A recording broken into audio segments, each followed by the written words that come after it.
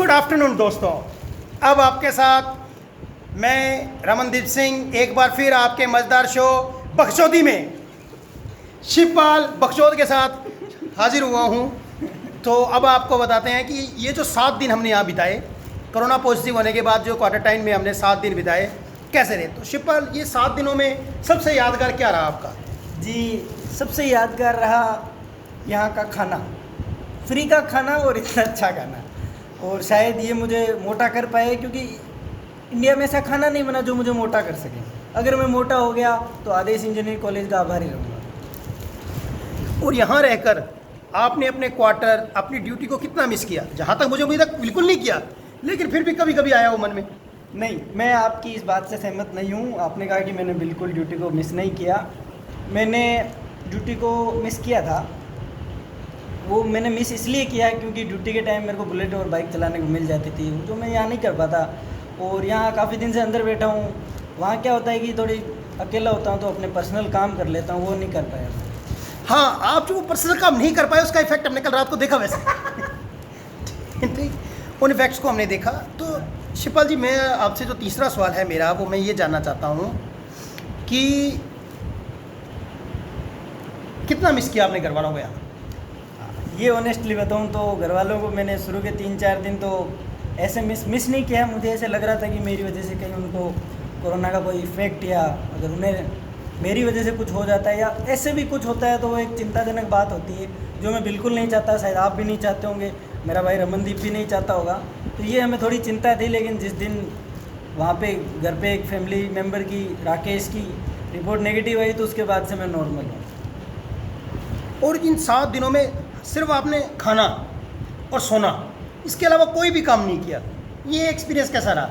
और इससे आपके चेहरे का जो ग्लो है, कलर है, वो भी काफ़ी फेयर हो गया अंदर रहने से। तो मतलब ये है कि आप जो अनुवांशिक काले नहीं थे, आपको एटमॉस्फेयर ने काला कर रखा था। जी, मैं सारी दुनिया से यही कहना चाहता हूँ। देखिए, आपने सुन लिया ना, मैं स्मार्ट हूँ, ठीक है। और जो मुझे समझते हैं वो मैं अपनी जिम्मेदारियों और अपने हार्ड वर्क से काला हो गया था, ठीक है। तो मैं अंदर रहने के बाद मैं गोरा। जी, ये कोई क्रीम का कमाल नहीं है, ये सिर्फ नेचुरली ही गोरा हूँ। मैंने कोई क्रीम नहीं लगाई। शिवपाल जी, मुझे जहाँ तक लगता है मुल्तानी मिट्टी के योगदान को भूल रहे हैं। जी, मैं मेंशन करना चाहूँगा मुल्तानी मिट्टी। आप दिखाएं कैमरामैन को। मैं कहना चाहूँगा कि उसको भी हमने 2-3 बार यूज़ किया है। बीच में कैमरा चेंज नहीं होता है, इन्हें कौन बताए। कभी फ़ोन सैमसंग का, कभी सैमसंग का फ़ोन यूज किया हो, MI यूज़र को तो पता हो। हाँ, नहीं, मैं अभी अपनी फीलिंग जाहिर करने ही वाला था। जी, मेन बात ये है कि ये जो काला गोरा है, ये क्या होता है कि सब कहते हैं कि क्या फ़र्क पड़ता है। मैं भी यही मानता हूँ, लेकिन एक्चुअल में फ़र्क पड़ता है। मैंने सुना आपकी गर्लफ्रेंड काफ़ी गोरी है, तो आपका इफेक्ट उन पर या उनका इफेक्ट आप पर कभी पड़ा? जी, मैं यही चाहता हूँ कि मेरी एक चीज़ का इफेक्ट उन पर पड़ेगी। वो थोड़ी पढ़ने में मतलब दिलचस्पी कम है, तो मेरी थोड़ी पढ़ने की रुचि उनको लग जाए, उनका कलर मुझे लग जाए। शिवपाल जी, बचपन में जो मैंने सुना आपकी स्माइल बहुत अच्छी हुआ करती थी, और अचानक आपने अपनी स्माइल को छुपा लिया, इसका कारण क्या है?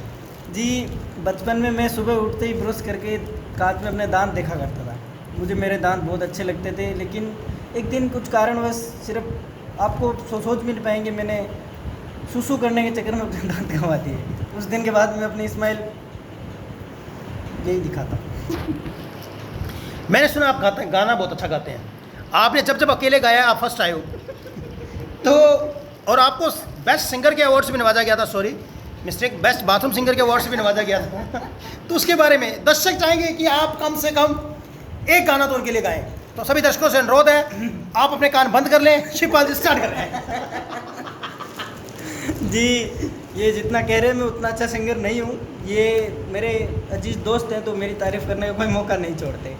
लेकिन जहाँ तक गाने की बात है तो मैं चाहता हूँ कि जो हमारे ये संयोजक हैं इस कार्यक्रम में, वो मुझे बताएं, क्योंकि मैं कोई सा भी गाना गा सकता हूँ। मैं ये नहीं चाहता कि मैं घर से कोई गाना तैयार करके आऊँ फिर गाऊँ।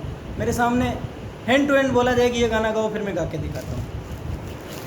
तो दर्शकों की जो खास डिमांड आई है, जो हम मैसेज कमेंट पढ़ रहे हैं, उसमें लिखा आ रहा है, पहले जो आता है वही बोलिए। कजरा मोहब्बत वाला, अखियों में ऐसा डाला, ये वाला गाना, क्योंकि आपकी गर्लफ्रेंड काजल काफ़ी अच्छा लगाती है। ऐसा आपकी कई पिक्स देखी है मैंने, तो आपकी देखने से उनका नहीं पता चलेगा, उनकी भी देखी है मैंने। तो उसके हिसाब से आप बताएं। जी, तो वो गाना में आप माफ़ी चाहूँगा।